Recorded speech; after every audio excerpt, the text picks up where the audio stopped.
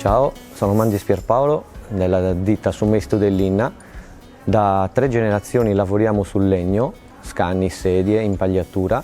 Oggi ci sarà una dimostrazione di impagliatura dalla preparazione del materiale. Il materiale si chiama tiffa, è un'erba palustra che si trova qua nei fiumi del circondario. L'impagliatura verrà fatta prima la preparazione del materiale, prima viene messo a bagno per qualche ora in acqua normale, poi quando si ammorbidisce, diciamo, viene lavorata, quindi viene spezzata in 2 parti per poterla lavorare, dopodiché viene impagliata e intrecciata nello scanno con le varie tecniche.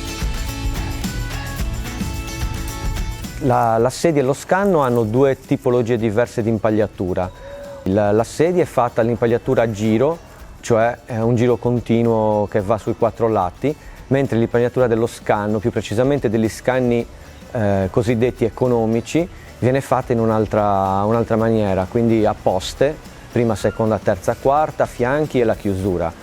Questa è l'impagliatura che oggi faremo la dimostrazione, vi aspettiamo in fiera fino al 6 settembre.